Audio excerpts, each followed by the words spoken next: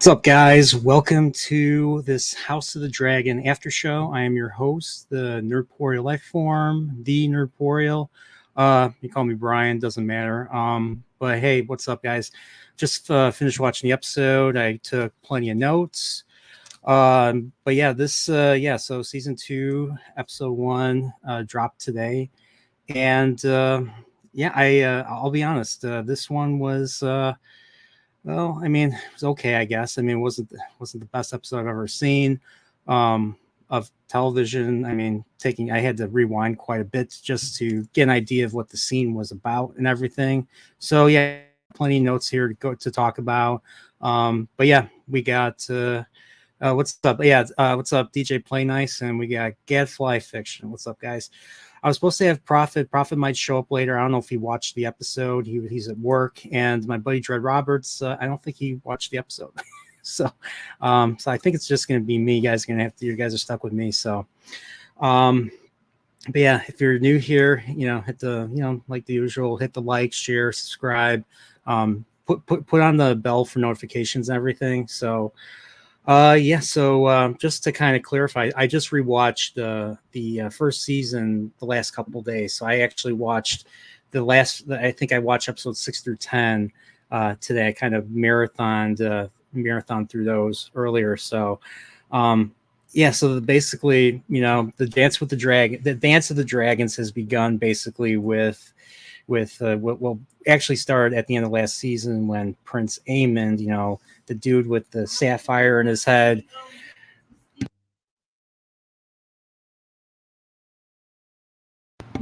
Excuse me, sorry.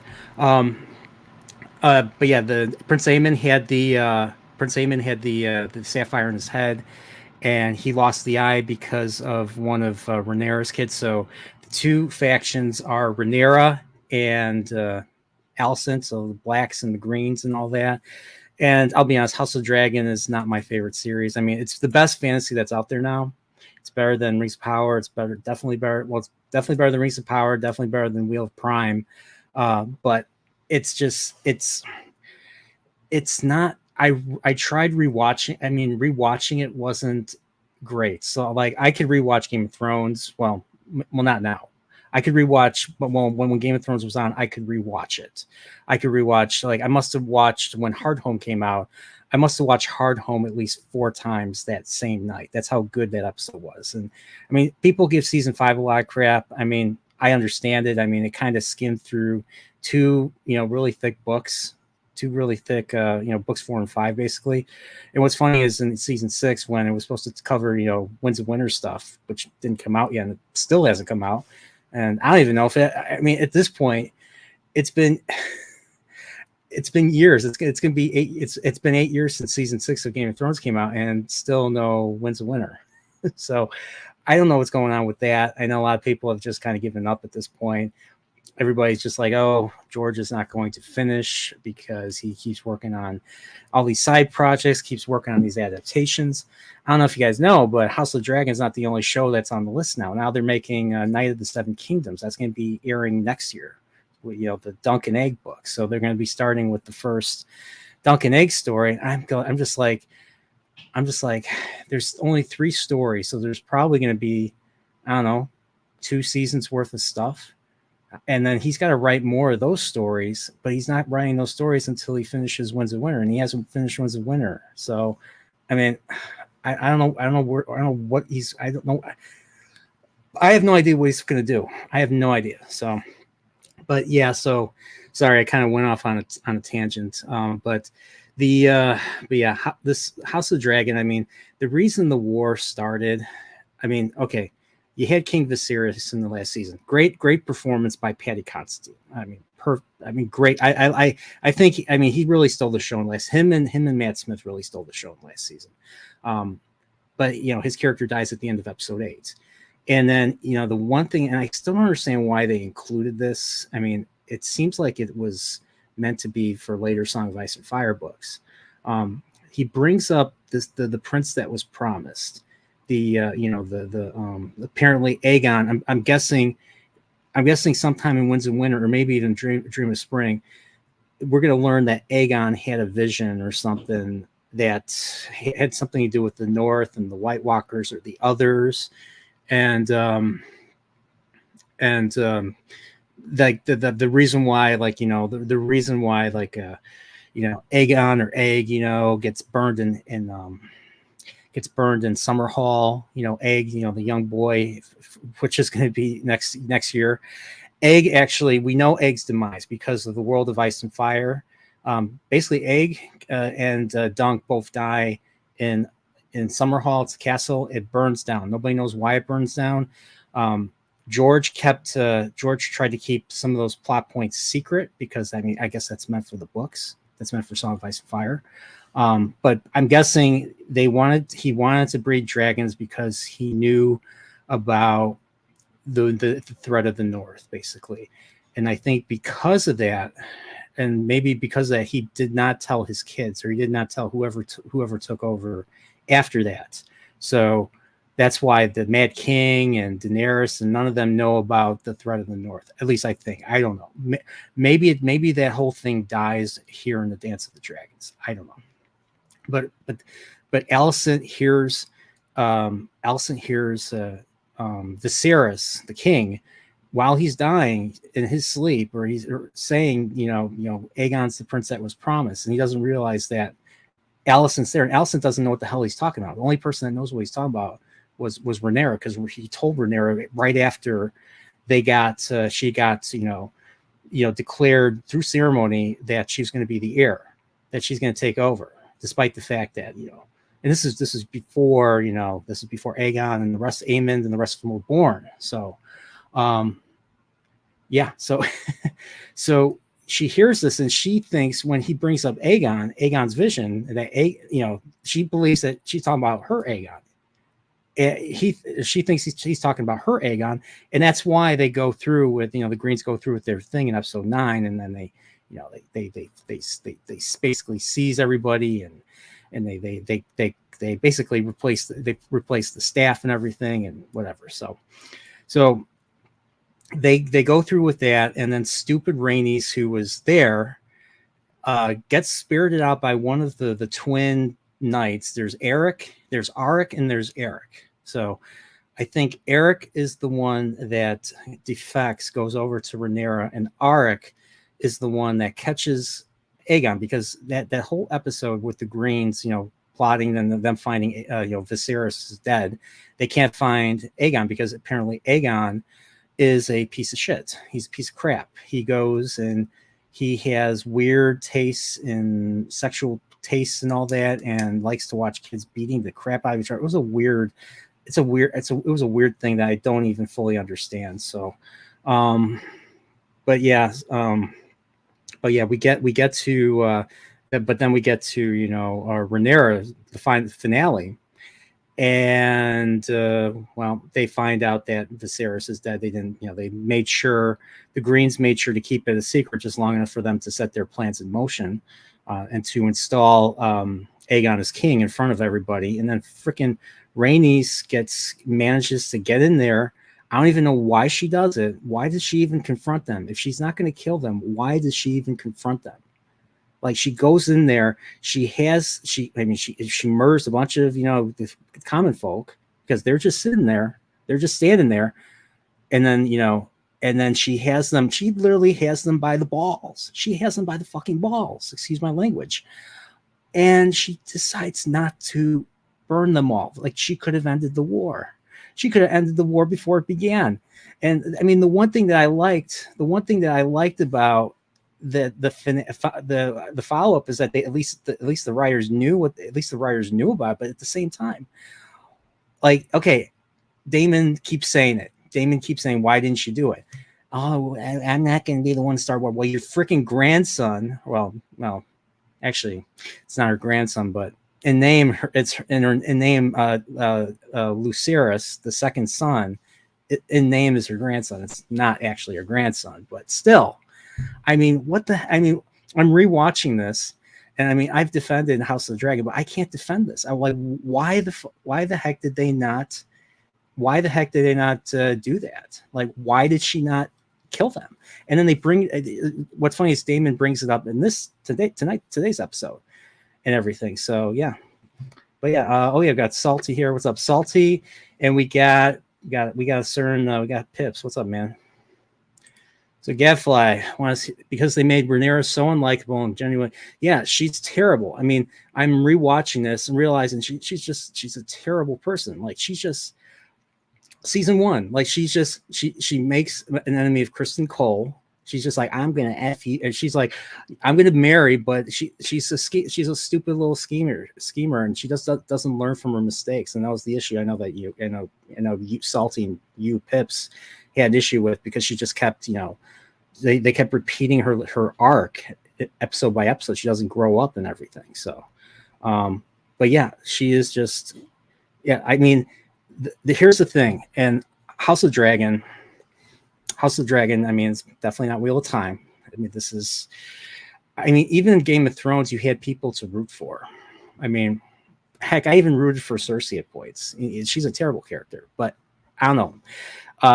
But here you have two equally unlikable characters, and yet at the same time, they're trying to make them balance, like more like morally balanced and everything. Like I see Alicent, and they try to humanize Alicent instead of making her a complete schemer. And then and then Aemon loses control of his dragon, and then Lucerys loses control of his dragon attacks Vhagar. I forget the name of his dragon, but his dragon attacks Vhagar, and then Vhagar just eats him and spits him out and everything.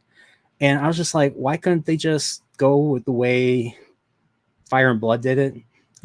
Just make Prince Aemon, just like Darth Vader, and just like, this terrifying just guy that just wants to end these people, because, he, eye for an eye, basically. So, but yeah, I don't know. It's just, by the way, happy Father's Day, guys. Sorry. I forgot to say that. So, yeah, whatever. Yeah, I'm just gonna say, I mean, this episode for fathers and parents, this is another this is another stupid thing they did today. They ended the episode with the murder of a child. I'm serious. They did this again. I mean, the Father's Day thing, they do. I don't know why they do this. They're trying to be edgy. Like they did this with Tywin Lannister 10 years ago, 2014, season 4. Father's Day was the finale of season 4 of Game of Thrones. What happens on Father's Day? Tyrion kills Tywin. Now that happens in the book, and I thought it was a good scene, but I don't know why they plan it like this. I mean, it's intentional at this point, and it's old, and it's poor taste. It's poor taste at this point. I mean, come on. Like seriously, yeah, man, it's fine. I know you're busy, so, but yeah, Salty, yeah, I forgot, Salty, you watched it too, so, oh yeah, oh, congrats on being an uncle too, man. 2 months, wow, it's crazy. But yeah, we have to, we'll definitely have to. So Steve, I mean, Steve should be coming. Salt, if you want to drop on, I can send you a link if you want to. I didn't really, I could send you a link if you want, if you have time or something. Let me do this really quickly. I mean, did I like the episode? I mean, this is the thing, like watching House of the Dragon was more of a drag than I thought it would be. So, there we go. Salty. I'll send you one. You can come on if you want to. All right. See you, man. By the way, that's we're cool. We're cool. So, all right. All right. I sent you a thing if you want to come on. So, let's see what else we got. So, there's going to be spoilers. So if you haven't watched the episode, and if you haven't watched the episode and you don't want to get spoiled, I'd say tune out now, come back, or leave a like, or I don't do what you do whatever you feel is right. So, but yeah, so the Aemon thing happens, and then that's basically where it leads. I don't. Or here's a question I have for you guys. Do you think, and if you're watching this and if you've seen the episode, do you think this episode should have been the finale last season? Because there are aspects I think this should have been the finale, but then again, I don't think like the way this episode ended. I don't think so anymore. Like you can't end this. I mean, you can't end the season like that. Like, oh. And this was something I was worried about for a while. Like I knew about this event. I knew about this. Now, what happens in the book, what happens in Fire Blood is way worse than what happens than what they actually showed here. What they showed here was actually toned down quite a bit. So, yeah. So yes, I think I got through the recap. So, but yeah. But I don't know what you guys think of the intro. So the intro was basically showing the dance of the dragons, but this time instead of showing like a model, a diorama, or anything like that, they showed a tapestry being formed and all that. I thought that was an interesting new thing. I think last season needed entire rework. All right, I'd like to hear. I know I was reading some of you guys. I know you guys on the Band of the Red Hand. I think you guys all pretty much are on board with. You guys really did not like the season. I know when me, Salty, and Pips and Steve covered season 1. I think I was the only one that was like okay with it, and I think Steve was okay with it too. I know Pips didn't like it. I know Salty didn't like it. So, but yeah, that season wasn't perfect. I'll say that for sure. So, and I've seen better television, and it's really hard to. It's really, like I said, it's really hard to rewatch. So, but yeah, so the episode really begins with they're in the north really quickly. We get to see a nice little shot of the Raven. So one thing I'll still say about the series, the writing's not the best, but I still like the way it looks. I like the costumes. I like the look, the CGI. I mean, I feel like I do feel like I'm in a fantasy. And I do like, you listen to the dialogue. I do like the world building. I like that they have adapted or they've mentioned things that were not mentioned in Game of Thrones. So like, you had Castles Rosby and Stokeworth was mentioned in Game of Thrones because they mentioned Lawless and all that. But we didn't, they never mentioned Rosby, and they never mentioned like all the other houses that were pretty, that were present in this. But yeah, the jarring nature of the time jumps disrupts the narrative flow.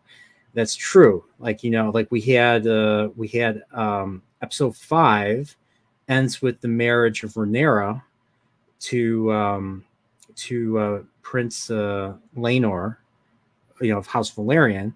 And then the next episode, we see the birth. We see her give birth. Pretty crazy. Lots of birthing scenes. Lots of like it's really they really made it uncomfortable for viewers to watch. And then she has to walk right after she gives birth and all that. So yeah, it's strange because we have to get used to new actors. That's another issue. I was okay with the younger actors. Like I liked Allison's younger actor. I liked Millie Alcock. I liked Rhaenyra's. And then we got to get used to the new actors. And it's just, like you said, it kind of does disrupt it. It's like we have to kind of, it's almost like they're different characters because, you have different actors playing them. And it's just, I agree. I agree with that, Gadfly. So, but to go back to the opening scene, we get a monologue about the North. The North, not the North remembers. Winter's coming. So we haven't heard Winter's coming at all until now. And Winter's coming is probably the most famous line in Game of Thrones, and one of the earliest because I think it was in the prologue too. Gaff, I don't know if you remember if it was in the prologue of Game of Thrones, but I know it was in the first chapter, which was Bran's chapter. He who passes the sentence must swing the sword and all that. And I think, and if he's like, he's not going to be. Oh no, it was the chapter after that where we meet Lady Stark. And she talks to him, and she's like, "Oh, why do you have to show him this?" And like, well, he's not going to be young forever.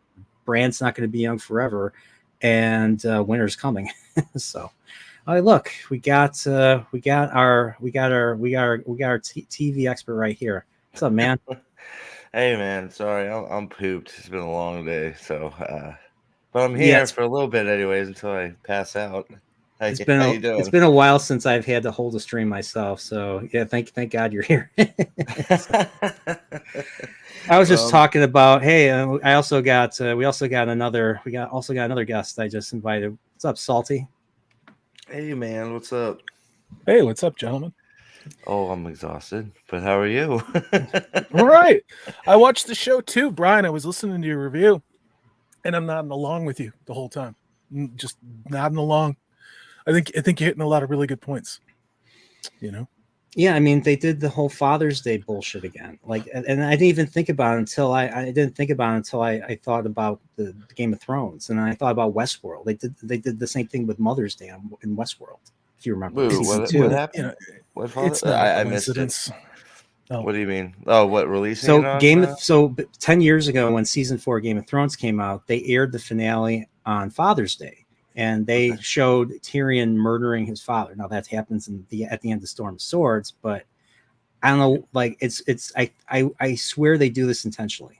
And this tonight they ended the episode with the murder of a child Yeah. because Aegon's a father, and it's Father's Day. I don't know. Maybe it wasn't intentional. I think it was because this is HBO. it was intentional. It's intentional. Once or twice, maybe. But Brian, I mean, I hadn't even thought about that till you mentioned it on the stream. And it's all, come on, dude. They wouldn't do this on Mother's Day. You know what I mean? They wouldn't do that. I agree with you. Just to go back to the beginning, you were talking about the atmospherics and the armor. And for me, the cinematography was outstanding. The armor, Yes. dude, the armor, like this. I was watching it with Purple Valkyrie. All right, like she was up late. She's like, the armor looks so much better than the shit they had on the Rings of Power, and it's like it's somebody actually cared to make it looks like a good show. You know? Yeah. Yeah. I mean, yeah. That's still why that's why I'll give House of the Dragon a chance. I mean, is it perfect? It's not perfect. It's not. I mean, there's a lot of writing issues. Rewatching season 1 was a drag. I mean, Yeah. I don't know. Maybe I was wrong. Maybe Andor is better than House of the Dragon. I don't know. I thought season 1 was a 7 out of 10. For a while, it was 6.5. But I'm starting out this season. I originally, when I first watched it, I gave this episode a 6 out of 10, and it was because of pacing issues. And I don't know what you thought about Brian. Did the pacing bother you at all? I mean, I was just trying to get down. Like, yeah, the pacing was just like they keep showing really short scenes. They have a scene here, and then they cut to something else, and then they have another quick scene here, and then they cut to something else. I'm trying to keep up with this, and I'm like, what's going on? I'm like, what's going on here? So like, yeah, like I don't know, like there was just like the episodes are longer. I don't know if you noticed, but season 1, the episodes are much longer than what we got in Game of Thrones. Game of Thrones episodes were like 50 to 55 minutes. House of the Dragons episodes were like 80 minutes, and it just felt slow. And I mean, this episode I think was like 65, 70, and it just felt like there was not much going on. And the scenes were kind of dumb. Like the scenes just were like they're just spouting off information we already knew. So that's it. That's it. I mean, Brian, that's it. They're setting things up, and I know that they have to go and set things in motion. It's like everybody's flicking their marble in a direction. We all know it needs to gain momentum, but I was like, it just feels like it's dragging in some weird way, where it's almost obligatory that these things, need to happen. And I don't know if it's because that other showrunner got kicked off because he and his wife were fighting. So they're down to one showrunner for this season as opposed to two. Oh yeah, But Miguel. You're talking about Miguel Sapochnik. Yeah. yeah, Oh, is that yeah, why? I mean, I yeah. don't know. Miguel Sapochnik. Yeah. I had nothing but respect for Miguel Sapochnik because he directed my favorite episode of Game of Thrones, Hard Home, Yeah. which I mentioned, and he directed Battle of the Bastards, and he directed Winds of Winter, which was the one where the set blows up. Thought that was awesome. Thought that was great. But then he directed the worst episodes of the final season, episode 3 and episode 5. The two battle episodes, and they were terrible. And he didn't seem like he wanted to be there. He didn't seem like he wanted to be working on House of the Dragon. So when he left, I was just like, I thought he was happy, honestly. So, but yeah, now it's just down to Ryan Condal, and I mean, and basically, I think he just basically is a yes man to George. So George basically, you know, I think he like checks and approves scripts or something. I know he doesn't write it because he's working on Wins a Winner. I still think like he probably tells them to add like, you know, a lot of the lore, a lot of details that he puts in his books. That's one thing that this show does. One thing the show that does that I actually like is they put a lot of extra details into it. I mean, do they have to? No, but they put a whole bunch of extra details and names that you didn't hear in the previous show. So, but that's just me because I've read them. So, but yeah, Steve, what about you? Did you watch the episode? What were your initial thoughts?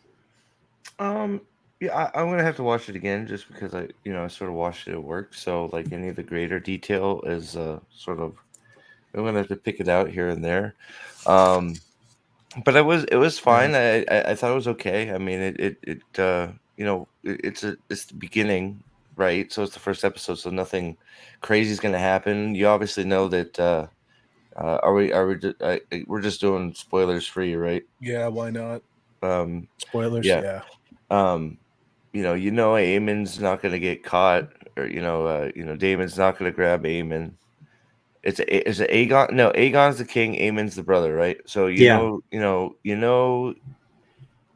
know he's not going to be successful. So some bullshit. Well, I shouldn't say bullshit, but something else bad is going to happen, right? Which that was a little bit predictable. So it's like okay, and you could see that. I mean, I feel like you could see that somehow that's going to reflect badly on Damon, even though Damon's doing exactly what she told him to do. The biggest problem I have with that whole part is that he just sort of teleported to King's Landing from Dragonstone. Yeah. Is that part of the pacing that you're talking about, Salty? Yeah. So yeah, you have to pay attention. It's like Steve says. It's like things are. It feels to me like things are just happening. It's kind of vaguely like Wheel of Time storytelling. I will give them that. No, it's not that bad, but yeah. I will give them that they have a better Wheel of Time intro than Wheel of Time. Yeah, I love that intro. I love the tapestry being sewed and the threads. I'm like, wow. Mm-hmm. This could have been a Wheel of Time intro. That's what I said to Purple Valkyrie when we were watching it. I'm like, this is what Wheel of Time should have had. That should have been exactly. They could have had them all you got to have them weaving a dragon banner, and then you got the drag. You just have them. They should have showed the. I mean, I think they have a tapestry in the book. You know, the end of the Great Hunt, the aerial fight. They could have them. I think that would have been cool to see world, it as a or just the looms, or just sewing the banners for the different nations, or just copy them straight up. So sewing the banners for the different nations that are involved in each episode, right? Boom, and then ending with the dragon banner, or the banner of light at the end, and Wheel of Time, right? Boom, there you go, right? But they can't even steal from the right people that fucking show. But you're not wrong. Everything you said about the armor and HB, if I hear any of my favorite properties is being taken on by HBO, I'm hopeful because they know how to make this shit. So it all looks good, right? It all looks good. So that's going to give it an instant, it's probably going to give it an instant 5 out of 10 immediately just because it all looks good. The music's going to be good. The cinematography is going to be good. The ambiance. I like the sets. I like the way the sets look. I like the way the locations are. Yeah, all that's going to be good. It's just the writing that needs. So I mean, I would say the writings that I gotta give it. I gotta let it breathe a little bit. And I gotta rewatch it. Right? Yeah, because I'm gonna rewatch it too. The problem. So the initial. So you start off with a Remember Berry. We have no reason to be in we have no reason to be up north at Winterfell. We have zero reason to be at the Wall. Yeah, like all the why which son is that? That was okay. That was Jace. That was just so Jace has a dragon. We meet. So we meet. So yeah, he has a dragon. Is Jace meeting the Stark that's in charge at the Wall to get people for the fight? There's no reason for him to be. He should be at Winterfell requesting troops from Winterfell. You're not going to get. Why would you want criminals off the Wall? That makes no So- sense. so- So it's just, hey, remember Game of Thrones, the Yeah. wall? So it's like I was like initially put up. It's like, yeah, you sort of got me. It's neat seeing the wall. It's neat seeing a younger generation Stark. He's talking like fucking Kit Harington with that accent, you know. So Yeah. that all is nice, but you flew up there to get criminals to fight for what? Like why? Why would you do that? That makes no sense. So it didn't happen quite that way. So what? By the way, I mean, if that's Gaslight in the says- book, it makes no sense either. Frankly, sorry. Why would you go to the wall to get troops? That makes no sense. That doesn't make sense. But yeah, It doesn't make sense. You go to Winterfell. Why would you But- go? Why? so- they're so like I I don't think- care if I think it was. I mean, I'm just going to give them I'm going to give give the writers the benefit of the doubt here. It sounded like this was something traditional that whenever a Southern king comes up to the north, they always bring him to the wall just to kind of That's to how remind I to remind. King. I mean, they literally say in the episode, he reminds the prince, or he tells the prince, tries to say, hey, why is this wall? It tells us why the wall is here. It's because of evil. I mean, yeah, like you said, it's a member berry. Maybe it's fine. ceremonial. Maybe it's something that they just So do with. Is he sending 2,000 old Stark men, or is he sending Night's Watch?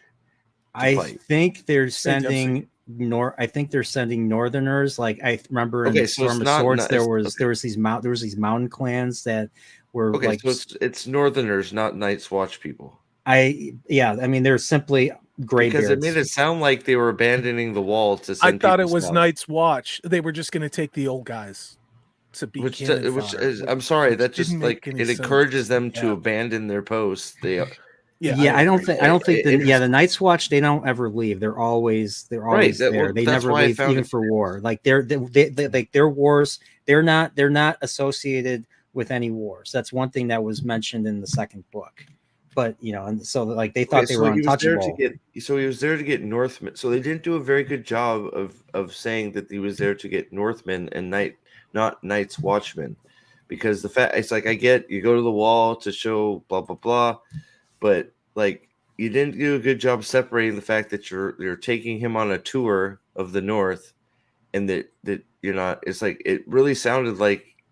I don't know. Maybe that's again. Maybe I missed it because I was at work, but it sounded like they were sending people from the Night's Watch south, and it was like that's how I took it, and I was watching it on TV, Steve. So you're not alone, dude. So I don't know. Not alone It at all. seemed weird.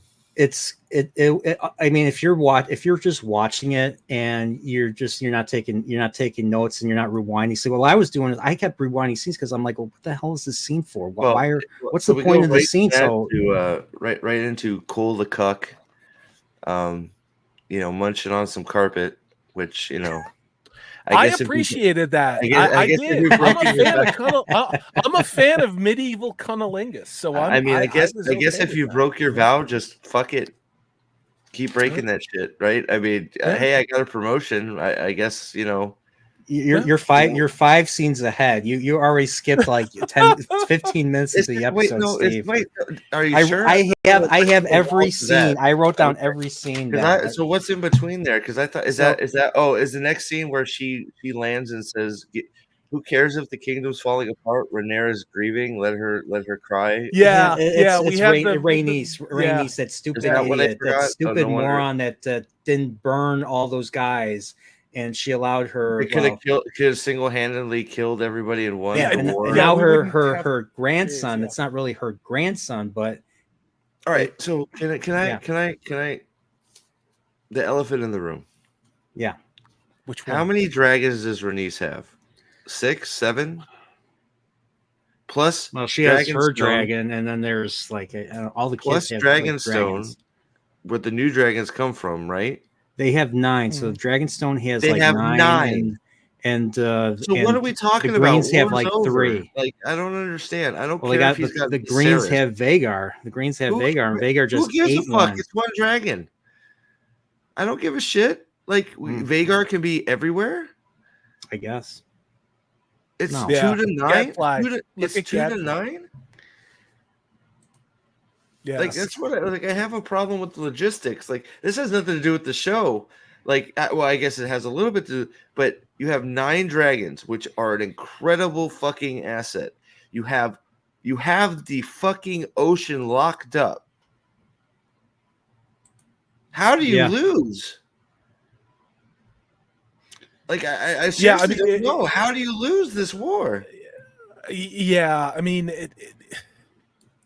well, they haven't lost yet. The war hasn't really begun. That they're still in the planning stages. They're like, we don't want to. They're like, oh, we don't want to. We don't want to use the dragons if we can help it. And that's like, you're sitting around on your laurels because the queen has to grieve. Fine, she's got to grieve, but you should be sending dragons out to lock up support. Going, hey, support us? No, okay. Well, this dragon's gonna burn your shit. Well, I mean, and I didn't read the book. I didn't read the book that this is based on, and I'm not going to pretend to. And I heard a lot of the things that Lady Balefire said last year, and Brian that you said as well. And I remember, to me, I'm trying to consume this as a piece of fantasy episode by episode. So you could call me a noob. I did read the books, but for me in this, some of these scenes just felt like, okay, we have to check this box. We have to check this box. But what Gadfly and Dempsey were talking about, especially Gadfly, but she's grieving. And I'm not going to say it's an SJW thing, but it was a huge opportunity to make more out of that scene to me and to add more tension to it, because it didn't feel like there was a lot of tension at all with that. It's like, are we gonna have this war? Are we not? I mean, your son just got chomped by another dragon, and that fucking sucks. But you should have like somebody else who's taking charge while you're grieving. And you know what? I'm not a parent who's lost their child, so I'm not going to even get into the whole like maternal instinct thing. But you just declared civil war. Okay. And I don't get what they were trying to go for. And I do like that character, and I forget what her name is, the older woman that was confronting Rhaenys, that was confronting Daemon. But Daemon should have, what I wanted was a plot twist where Daemon has already sent everybody off to burn everything down. And it's like, I'm just letting you know, because nobody's bringing them back, because that's what I wanted. That's what I wanted. Like, titles seem to have no meaning right now in this show. That's part of the problem too, is if Rhaenys is gone, grieving or whatever, who is in charge? The king, which is Daemon, because they are married. So if it's a matriarchy and she's in charge, fine. She's gone. She's abdicated for now because she's on her grieving trial. So who's in charge? Daemon. So what Daemon says should go. So when he go, now she can make her plea and be like, my dragon's tired, and go, you know what? Well, fine, make a good point. I'm gonna grab 4 other dragons and we're gonna go take out the biggest fucking weapon they got, because we may lose one of the other dragons, or hell, it might be, but it's worth getting is it the other dragon Vhagar off the board, because once Vhagar is off the board, the war is over. Well, and not only that, but if you go in and hit their supply trains, where they get their food from, where their weapons are stored, their main methods of transportation, whether it be ships to move, troops, logistically, that's what you do to win a war. Okay, and they've already they got the blockade going. They've already blockaded the ocean, right? So they've right. You're exactly right. So they've already taken care of all that. So you got the sea snakes already locked up. In Hightower's already like, that's going to be a problem. It's like. And then you got Aegon being like, let's just fucking kill shit, brah. And it's like, okay, like me and Sunfire are gonna ride out. It's like, you're like, what? I don't understand. Like, there was no sense of urgency to hook me, to bring me in after being gone for a year. And that's what I struggled with throughout the episode. Was I love the world building, I love the cinematography, I remember these characters now, but these characters aren't really acting like they did at the end of the first episode. Or like the end of the first season. Well, so I just, are we supposed to think the Targaryen, like the blood, the Viserys's children with the high towers, are we just supposed to believe they're like, if we are in reality, they should be like, the one guy seems to be devoid of emotion, but he's all for fighting, so I'm fine with that, right? So he's not. But the king should be shitting his pants, because they're up against it right now. You got no supplies coming in. You're outnumbered 2-9 dragon-wise. And then you have fucking 8, like him and Chris Cole are sitting there planning a it's like, oh, we're going to go lock up the 2. It's like, okay, great. The 2 banners closest to you. They should already be on your side. If they're not, what the fuck are you doing?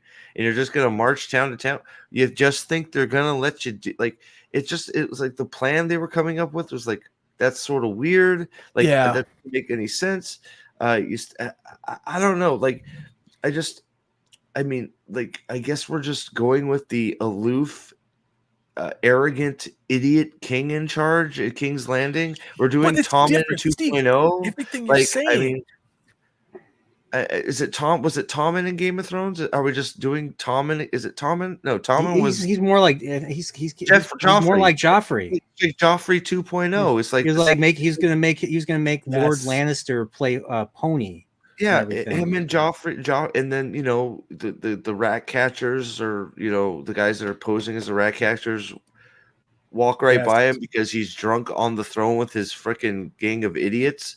It's like, you realize you're in a fucked position right now, right? Or are you just that was hard. It was hard. It was hard to believe that there were no guards. And like I talked about, I watched the show with Purple Valkyrie. The guards let him go. But where are the guards? Around the royal children and stuff. Like, where are the guards in the hallways? The story had guards. They killed the guards. They were already in the room. Okay, well, I'm pretty sure there was a guard there, and he let him walk right by him.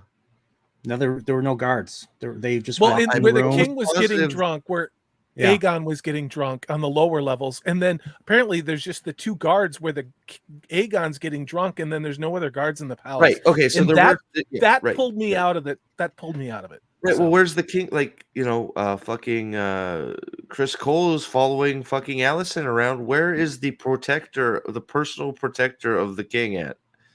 I don't know. Where's the personal protector? Where's the guard on the queen's door? Where's the guard on the queen's door? Yes, the queen is like the royal children, the heirs to the realm, right? Yeah. Where are they? And it's not Chris Cole. Chris Cole is protecting, Allison with his wiener. Yeah. So it's and not he's supposed him. to be the Lord Commander of the from the inside, Steve. He's right from the inside. But it's like, but you know what I mean? It's like these are issues. Like, this is the queen and Aegon's children. Have no protection. Nope. No. In the middle of the night. Yep. In a war. Not even patrols. Like, forget about two guards on each side of a door. There's no wandering patrols, which is what I kept expecting to have happen.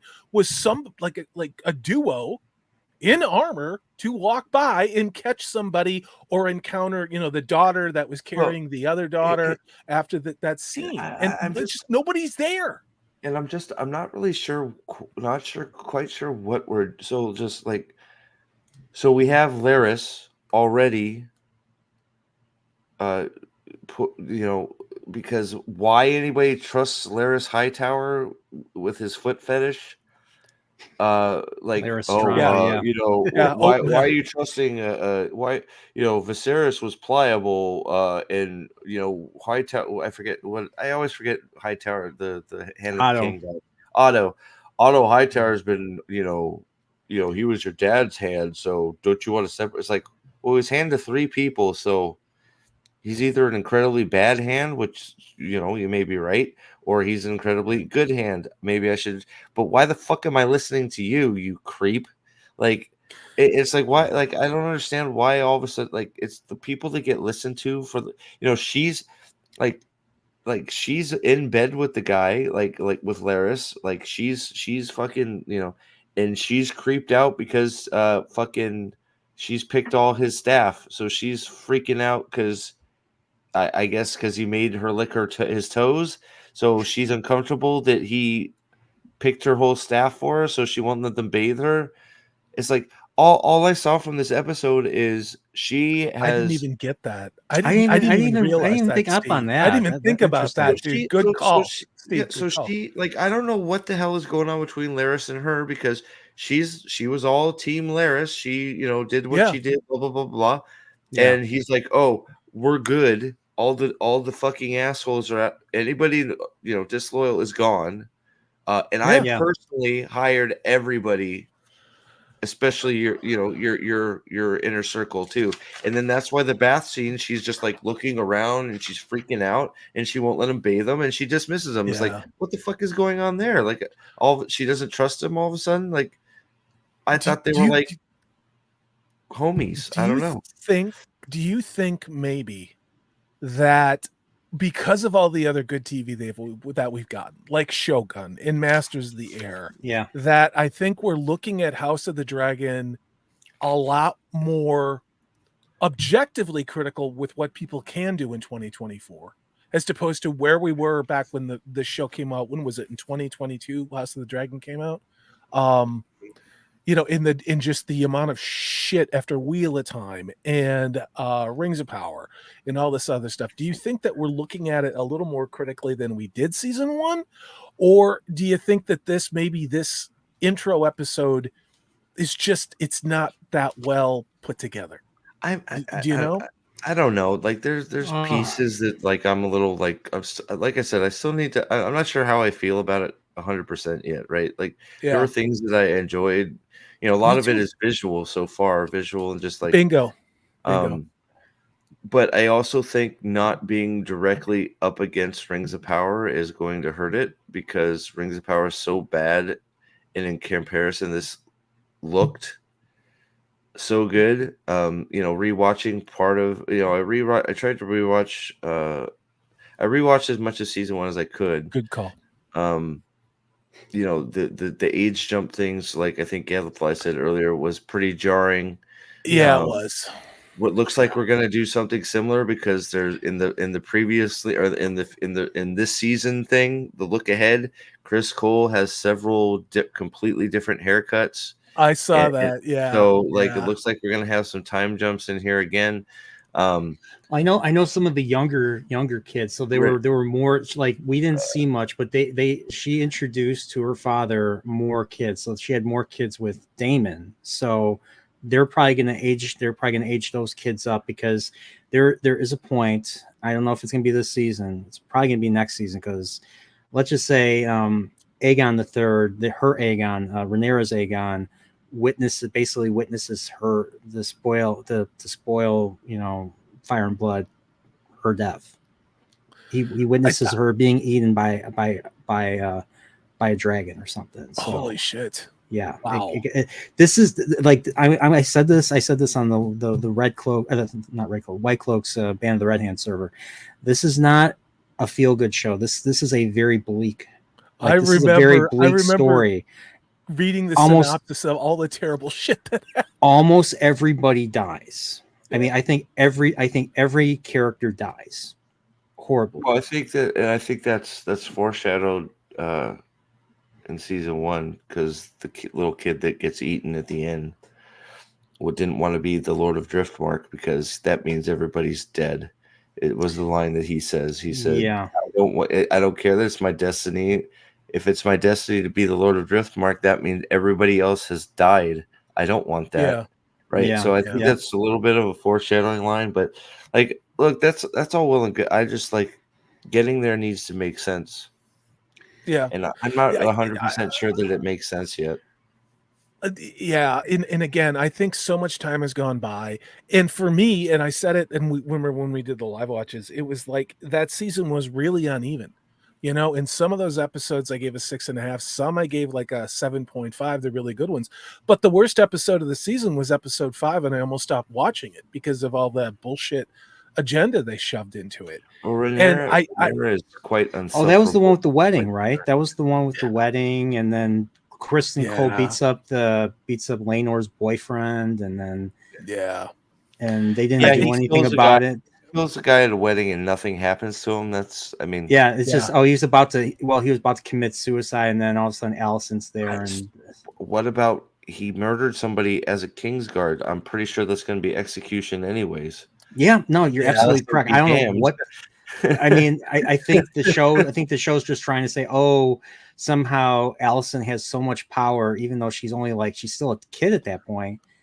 Allison has so much power because they show her entering, the wedding, fashionably late, like a boss and everything, to make us believe that she can keep a Kingsguard from being tried and executed for a crime, for murder. Today it was a little bit jarring watching today and seeing that Otto and her already have no power.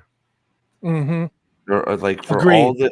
all the shit Agreed. they started, and don't get it twisted, Otto started it first, she continued it for power, and they've already fucked it and lost control. That's what's so disorienting. Steve, you just said it. Like, I'm sitting here, like, I remember the high energy of the finale of last season, and now it's kind of like, well, we're moping around, and she's getting eaten out by Laris or whatever his name is, getting and drilled she's twice in one episode. and then she's cowgirl in it, and it's like, again, I want gratuitous female nudity in this show. I do. I support that 100%. But it was this weird disconnect from what I remember being the end of season 2 or season 1 to now. I'm like, well, these characters don't feel like they had the same tension that was built the last time we saw them. Well, what happened with the whole white worm thing? She just happened to be on that boat. Yeah, she was the stowaway. I mean, the last season, like, she made a deal with Otto or something, and Otto burned. They hid the king and everything, and then Otto had her little business burnt down, and so I guess she fled, and then they caught her. I don't know. I mean, they do have the blockade up, so I guess fine. But like, I think there's also stuff is happening really fast. Yeah, exactly. It's like we're on the Westeros Express again. Like, it's like the Daemon thing. Like, give me Aemond. Next scene, Daemon rowing his boat onto King's Landing. It's like, what? Well, I mean, Dragonstone is actually really close to King's Landing if you want to be technical geographically. Okay. But yeah, I mean, it still is a problem. I still it seems like it's like, okay, so like that's fine, but like, I don't know, it's like immediate. It's like you don't see it like I don't know. That's the same problem, Steve. What you're saying is with those two dipshits that just managed to sneak into King's Landing. Like, Daemon wouldn't just hire this moron. Okay, some thought would go into this, as opposed to, I'm going to hire this dumb thug to go in and murder a child. I would think Daemon, the Daemon that I loved last season, and I don't know, Brian, if this is how he was in the books or not, but this is not how this would go down. You'd think that he would have covered his bases a lot more. A little wishy-washy, doesn't it? It's like, I've got a bag of gold. The white worms told me this particular guard that just happens to be walking by me at this particular time hates the high towers for unknown reason. So he is, up for killing them. So he's able to hire him. Okay, it helps that, of course, he recognizes him as his commander. That's all fine. But then you go to some rando in the streets that knows the back. Like, why does he why does he know the back, like all these secret tunnels into? Okay, I guess I need to just believe he does. And then the untrustworthy vagabond is. Well, they were looking for. I think they were looking for rat catchers in particular. That was the thing. But that's why they brought the Brian, dog and all that. Brian, can I ask you a question? And maybe it's in the book. Why didn't this assassin that Daemon went to, is there a reason why he just didn't go to Aegon and say, hey, Daemon's just hanging out banging whores in town and asked me to murder your kids? That's what I thought. Why wouldn't he just go in there and go to the first guard he could find and be like, dude, this guy's fucking hired me to fucking kill the king or the king's fucking brother. Daemon's in King's Landing. I actually have the lore up here. Okay, cool. Based on what I haven't read it, but based on what I'm reading here, these were just two evil psychopaths that wanted to murder somebody. That's fucking dumb. Yeah. Like, I'm sorry. That's dumb. It's lazy. It's lazy. It's not. And that's not how it is in the show. They paid him. He wanted the money. So what's going to give you a bigger pile of money? If you Daemon? sold out Daemon, that's it. Yeah. Like, do you know how much money that Alicent and Hightower would give to have Daemon Targaryen in their fucking There would be no war. is there a gambling would be chip. no Yeah, war is a at him. yeah. It would. The I amount mean, of and there's money that would be also, I mean, worth. there's also the possibility that they, if they did that, they would get killed. They would simply give them information and then they kill them. True, but what is that what way? is, They just, I mean, they're yes, stupid. They simply go in, they do the job. They didn't even know what the fuck. They didn't even know what the hell they were doing. dude, They the just guy said, doesn't "Oh, we want- have to kill son," and they even because they were supposed to go in there to kill Amond. Yeah. Eye yeah. patch dude, like, and Yeah. they described him. So that this is Why what did I they have an murder issue the is that little why they murder baby? a kid. So like, But is that in the books, Brian? Is that in the books? So I'll it's already, but it's already different. Even if it's in the books, it's different. It is because different. It's different. Apparently, these It's are just two psycho killers that wanted to kill people. So that's not what we have in the show. What we have is a guard that doesn't like the high towers, and you have a rat catcher who is greedy. So the greedy rat catcher does his part, takes the fucking guard in there, and says, "Okay, up there is where the royals are." And he's like, "I'm done. I've done." And now, then you got the guy threatening him. From there, the rat catcher. If I was a rat catcher, I'd take my risk with the fucking with the fucking the royal the king and queen that I would are here. too. Because like if you're hedging your bets for money, it's like okay, well, it's possible that if I tell them they're in here to kill Aemon, that well, they may execute me too. But the possibility of me getting caught is pretty fucking high at this point. So maybe I should just turn this guy in and see if I can get a reward. Like if I'm hedging my bets, that's what I'm doing. I mean, but I guess he's just an idiot that likes killing babies. I don't know. But Steve, the more that you talk, the more you're helping me process what it is that troubled me about this episode, is that it felt like modern day trope stuff as opposed to fantasy setting stuff. Like I don't know if they were if those two dipshits wandering around King's Landing trying to find a kid to kill is supposed to be funny, but to me it was like this does not feel like fucking Game of Thrones. And again, I didn't watch the show, I only read the books, but I watched House of the Dragon last year. I'm not sure what you're trying to get at, because it's like, do I trust the ruler that's not here? Daemon has a reputation for being fucking an asshole. Yeah, I mean, he murdered a double crosser. He fucking waved a white flag and then murdered the crab feeder. Like, I mean, Daemon is not necessarily a trustworthy person himself. So I expected Daemon to kill this guy. Or, like, I just like, if you're a weasel that just wants money, you're going, you know what I'm going to do? I'm going to take his money and then I'm going to double cross his ass. And then I'm fine because the king has Daemon and this other fucker, and I got 2 bags of money.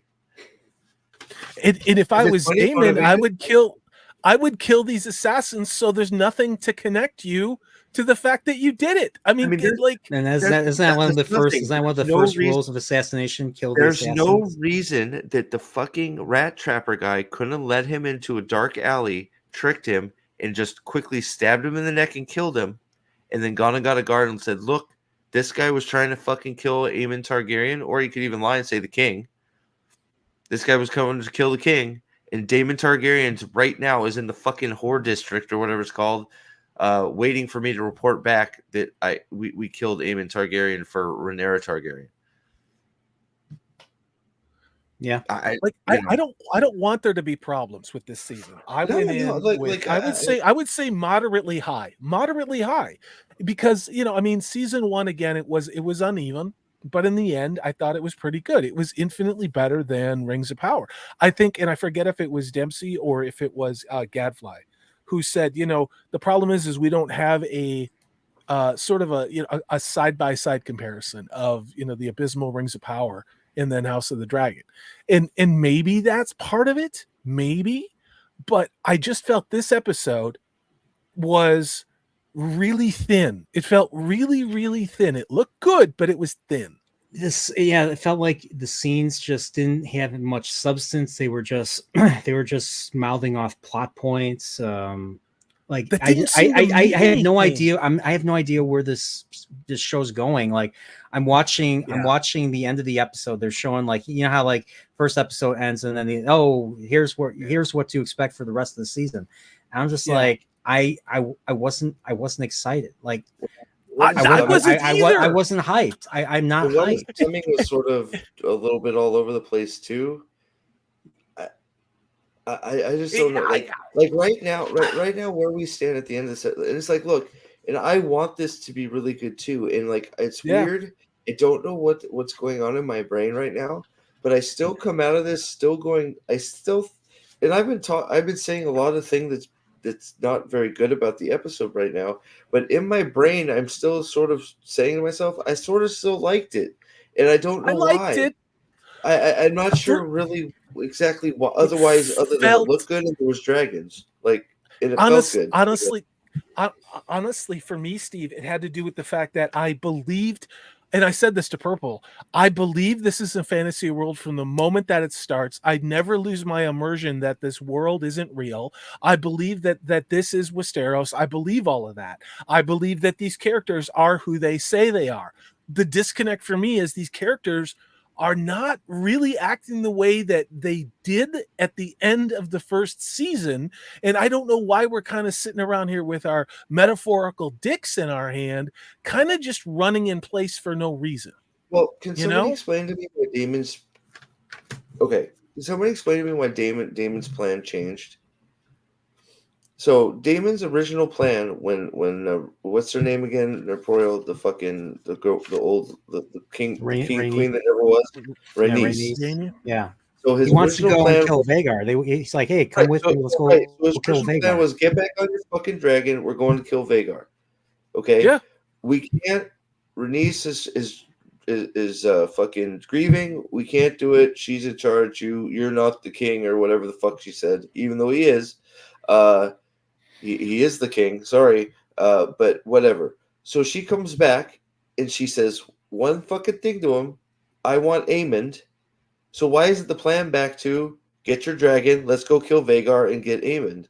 Why is it? Lure Aemond out, and that's the thing. I like, and maybe it will happen. It probably will happen later in the season, but it's almost like I don't like Matt Smith's character Daemon because he hired these two comical, and they feel like the guys who like got hired to go beat up Lebowski for money, like from the Big Lebowski. That's kind of what they felt for me, as opposed to dangerous assassins. But here's the thing: you know why they did it, right? Yeah, I'm going to tell you exactly why he did it, because next episode, and when you guys are watching next episode and this happens, you're going to go, fucking Steve, here you go again, you motherfucker. All right. Okay, I'll remember. What is it? They're doing it so they can dress Daemon down for going off half-cocked to go get Aemond. No.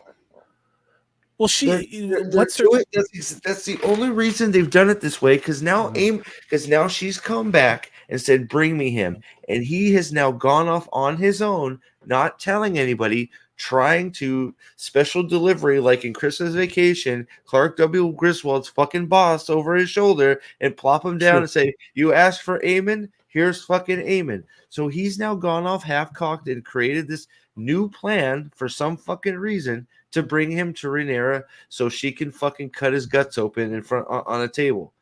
Now this has failed miserably, horribly, the worst pay ever, because now instead of Aemond being dead, a fucking baby is dead. So what's going to happen? The whole beginning of the episode is going to be fucking Allison. You're right. Allison being pissed off at either Aemond or Rhaenyra for fucking this is blah blah blah blah blah. She should have just called me back or fucking wrote me back. We could have fucking come to a group. Blah blah blah blah. And fucking all of them ripping Daemon apart for fucking going off half cocked again and failing and not fucking. So they're gonna dress down Daemon 100% and make him fucking less than again. And it's like, I think you're right. And it's like, why? What? Just like, that's just bad. That's not good. That's terrible. Daemon is a shitbag, and we love it. Let him be a shitbag. Yeah. He's the best part of last season. Let him and her go fight fucking Vhagar and have them fucking, I don't know, get one of the scorpions through the wings, and they have to retreat. And they go, well, fuck, that didn't go how we thought it was going to go. Shit, this is going to be as easy as possible. He's more than we thought. He's going to be harder to handle than we thought, right? Like, because then it's still the same plan. They're still going to get Aemon. Just this time they went and they failed. But no, we need the extra drama because the baby's been killed. Because oh my god, a baby has been killed. There will drama, and it's just like, fuck. What are we doing? Did this happen in the books, Nerdporial, where they killed? It sounds like the murder of the baby happened. The sister, they took the kids hostage and then couldn't figure out which one to kill, and then they cut the head off a baby. Brian? Yeah. I mean, that happened in the book. So in the book, it's on the book. It basically happens like they threaten her, and she's like, "Kill me instead." And they're like, "Nope, we have to kill a son." And she points to her younger son, and they go and kill the other son because in the book they believe she's lying, whereas in the show for some reason she's telling the truth. I don't know why they did that. I don't know. I don't know why they leave let all her women. go. That's why. Well, look, no. See, this is when we have to start. Hold on. This is where we have to start thinking logically again. These are now paid assassins. Why would you leave anybody behind to identify? And that's what I was wondering. And why would you let her leave the room so she could go get a guard who could get killed before you get out? It's like they went and worked on like on a lumber project, and they were cutting some wood, and then we don't see them because you're hearing a saw, you're hearing cutting, and then she just runs off. I was just this is gonna make me sound maybe she was going to get them a tool, get them a better saw or something. This is going to make me sound like an incredibly terrible fucking person. Okay. But what's the difference to an assassin, one body or three? None. There is no difference. Stab her, stab the fucking girl, and stab the kid. Yeah. Hey, you know what? You wanted one death, you got three, and I'm not even gonna charge you fucking extra. Like that's and that probably, and I could totally see in that instance, Damon killing them both. Going, what the fuck are you guys fucking stupid? I paid you to kill this guy. You killed through. I don't want them fucking dead, you idiots. I told you specifically the fucking grown-up guy with the fucking scar. How did you end up killing two babies and a woman? You fucking assholes. And he kills them. Like, I could totally see all that going down.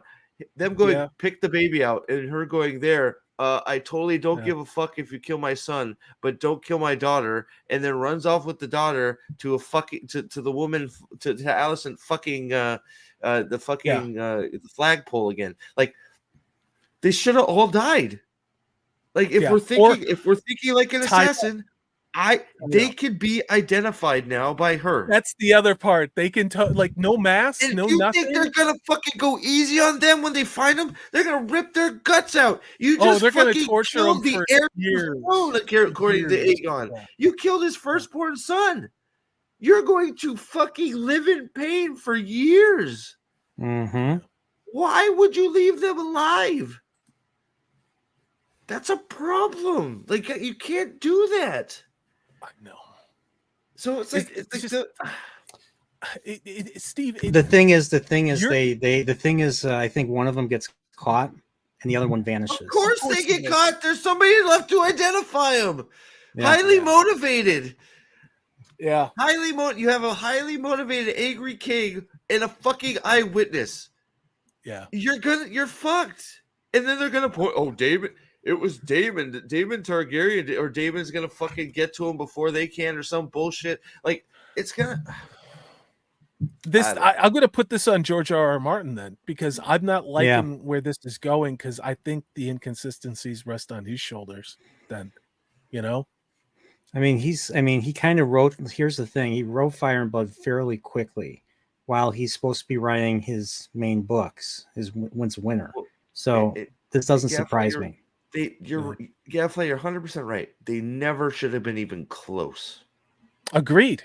Not even in the old way. I mean, I don't get Damon. Damon would never just do this like this. I mean, I get it that he's in love with what is it, Alicent. I get that, but he would have plotted this out. And if he was going to kill all the kids or kill it, he would have done so knowing that there would have been an immediate like attack by the forces that were coming. And he would have taken them out. He would have done this as part of triggering a trap to get things done. Instead, it's just like this is another case of literally the worst. This is the worst fucking possible outcome to this shit.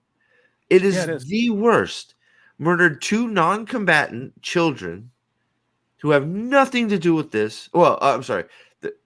In my version, I think they should all be dead. So sorry, I'm working off the fucking thing that should have happened with them all dying. But you have the young heir to the throne that has nothing to do with this and is not even a fucking piece on this board, dead, instead of the guy flying the big, giant, angry dragon. It's a lose. It's a multiple lose. Worst possible outcome. And it's like, why?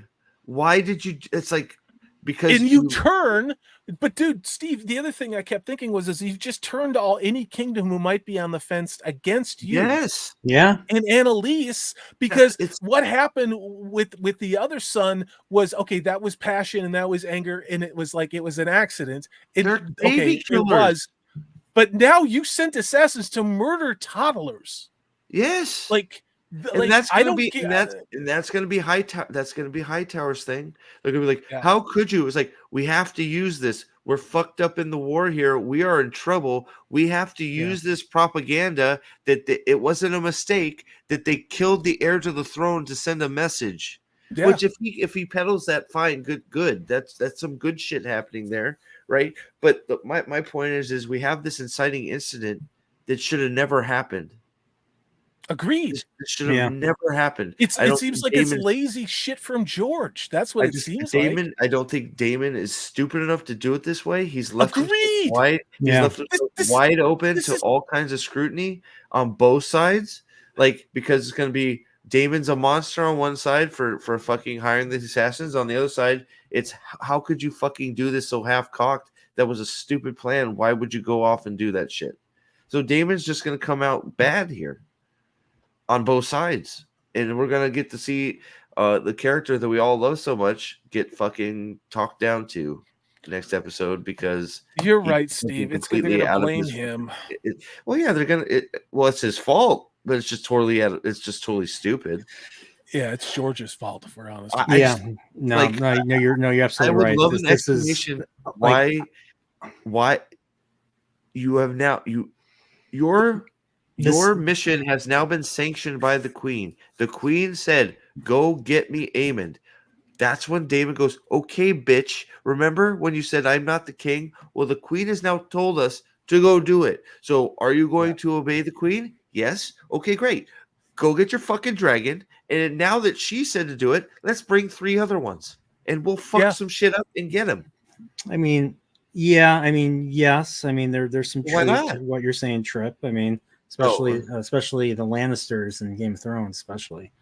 So, I wasn't. Honestly, I was worried. I was worried about this particular moment. I wasn't sure when they were going to do this. I didn't think they were going to do this quickly or this early. But then again, I haven't read Fire and Blood, so I don't know. Okay. So I'm just seeing this was just, I don't know. I didn't really. They tried to up the tension there, and just as a scene, I was just watching. I was just like, it didn't shock me, but it was just like, why? You knew some bullshit was about. It was stupid. I'm looking at this. I don't believe this. I can't buy what's going on. That's what took me right out of it, because I was hanging and I was like, okay, the pacing is kind of weird, but then it turns into this comedy. It felt like it was trying to be comedic or tragicomedy. You know what I mean? Damon would never hire a dipshit like this, to do this way.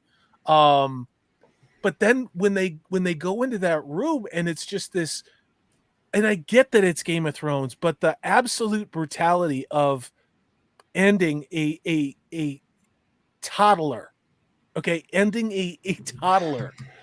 That is the nuclear option, narratively. Yeah. Okay? Like, that is actually his nephew. Yeah. You just murdered his nephew. Yeah. It's without cause. Like, why do you think he's gonna be like Eamon's done all kinds of bad shit? So it's like, okay, like that's his nephew too, but it's like, look, he's you got to put his ass down. This is a fucking baby, and that's what it's supposed to be. It's just like, oh my god, fucking, did you see that they killed a fucking kid on Game of Thrones last night? It's like, this is the same bullshit that started happening with fucking with the later seasons of Game of Thrones that put it right down the fucking toilet. And Trip, you're right. Yeah. I mean, in our theory and legend stuff, yes, and a lot of there's a lot of myths around the world where they do stuff like this. I reached a certain point reading George R.R. Martin, and I've said it before, where they killed any character that I even vaguely cared about, and I forget which book I stopped at. I want to say 4 or 5, where I literally I stopped at just like everybody was dead, and I'm like, I don't want to read the next book because I'm done with it. I'm exactly the same way, because when I got the Red, I stopped. I remember having a fucking horrible reaction to the Red Wedding, because I kept getting attached to characters, and then they're fucking gone. And the Red Wedding happened, and I'm like, I literally threw my book, and I'm like, I'm fucking done with this shit. I can't do this. I can't get attached to characters, which is what I like. You guys know me by now. I like getting attached to characters. Me too. If you just keep killing them all, then I'm not gonna get invested in any of them, because you're gonna kill them. Well, I think so. I know that's probably out there, not popular opinion. But Steve, but you read a series, and I mean, it's not just Wheel of Time. I started a new fantasy series, The Black Company, which I cannot recommend enough, guys. It was written in '84, and there's like 7 books in the series. I think you'd really like it, actually. But it's like, if it's got like a trilogy, and then the original character either dies or retires, but then it picks up with family. But sort of Shannara does it too, where or the Shannara Chronicles, where you start out with one, and then you end up with the son, then you end up with the grandson and granddaughter, and so there's a connection. And there's a familiarity. But with Game of Thrones, just like, well, here's another horrible piece of shit that's going to do another horrible, goddamn sadistic thing to somebody I don't even know, like, who he's torturing now. You know what I mean? And then that guy dies, and then it's just like, I don't care anymore. And it felt like he's like, all right, I'm going to look up all these different ways on Google on how to torture people to death from like the medieval time period. And it's like, okay, I'm done. Yeah, no, I get that. I actually really liked the Red Wedding chapter. It was it was a well-written chapter. I'm not saying I made it to the book after that. Yeah. I was just tired of people. It was just like, I fucking, nope, that's it for me. I can't get attached to anybody. I'm tired of investing in the characters just to have them killed. That was just where I was at, which I get it. I get the Ned Stark one was a shock. Like that. It shocked me too. What was the book after that one with the Red Wedding? And again, I read them when they came out. So Storm of Swords was the one with the Red Wedding. Feast for Crows was the one after that. That's the one that I quit. I quit that one because I was like, everybody's fucking dead. Because I was trying to hang on to somebody somewhere, and I'm like, I just don't want to do this anymore. Like, I just don't care. Yeah, and half the characters were missing from that book, anyways. Because that was 5 are basically the same book. My brother was highly annoyed because all the point of view characters in Feast of Crows are basically like not. It was basically important. Cersei, Brienne, Jaime Lannister. A few others they added. Didn't care anymore. Well, yeah, they added new characters. He added new characters for book 4. Yeah, so. Because he was bored, right? So he was bored. Well, he wanted to have a Dorne point of view, so he added a Martell, and then and then they added. I think I like the ones with the Ironborn, because it leads up to my favorite Winds of Winter sample chapter, and that was called The Forsaken. That's the one with Euron Greyjoy and basically torturing his younger brother. Euron Greyjoy, so that's a really good one. So what I felt like should have happened, because I can't stay up indefinitely. I gotta sleep because I have to be up at 6 in the morning. Oh But shit, dude. Okay. Yeah, no, we're good. already we are. See, here's the problem with this episode. There's so little substance to all these scenes that I wrote down that we could just talk about the final part, and that's pretty much it. We don't need to talk I about kind of figured anything but Brian, else. So I felt bad because Brian, I know you take detailed notes, but I was like, what notes could Brian take on this episode other than, maybe is this accurate to the book or not? Because it felt so surface. What I felt like was going to happen, and what I don't know, I think it probably would have been better, was the guys were in there. They see the king drunk with the 5 other guys. I thought they were going to try and kill him. Yes, I thought they were going to go for the king. Because why wouldn't you? I thought he was going to go for it. It's like, well, fuck it. All you need is a crossbow. All you need is that would be a logical thing for a guy to be like, fuck. Like, I know that's not who he sent us to get, but he's got to be happy if we take out the fucking king. Like, that's what I thought we were going. You don't need the head. Look, that's bad. That's bad for them too. You kill the king, you kill Aegon, and then all of a sudden, Aemon, the fucking crazy guy, the is lunatic, now the king. Yeah. Darth Vader, yeah. Like, that's what I thought was happening, and it's like, oh shit, Aemon's gonna be king because David fucked this shit up. Yeah. No, we kill a baby instead. It's like, because you could have had the rat catcher guy like distract the one guard there, the fucking big ass gold cloak. Fucking cut them down and then just start going through all the fucking drunk kids, and then even if like, I don't know, he trips and falls and kills himself on the Iron Throne and Aemon's still alive, at least that's an unbelievable scene. I didn't buy the whole kill the baby, leave 2 people alive, and then run off shit. I didn't buy it. I think, and I just want to call out Trip. Yeah, I think Trip, you and I probably agree on a lot of literary things. I think we do, because I do know that you have a expansive knowledge, not just of Robert Jordan, but other fantasy books. And I don't know. For me, it's just I'm not ready to say that this show has turned me off, but I got to say this was not a great way to come back after a year. The more I'm talking about, the more it's just like 2 years. The more I'm talking about, the more it's like, oh man, like that I thought, my eyes were pleased. So my eyes were pleased. So it faked out my brain for a few minutes. And now that I felt the passage of time. But Steve, I felt the passage of time without a lot happening. And I was like, okay, well, we're easing into this world, and we're going to look at these surroundings and the environments and familiarize ourselves. And then maybe it'll pick up or something like that. But it just didn't do it. So we had the wall. Remember, Mary? Then we had the queen that shall not be queen, whatever. Talking down to David, the Dragonstone, and the Dragonstone thing, where shipyard thing. She's all fucking off, weeping. Leave her alone. You're a pussy. You're not the king. Then we get the Allison getting eaten out scene, and her going, "We can't do this together, cuckold." And then going, "Of course not."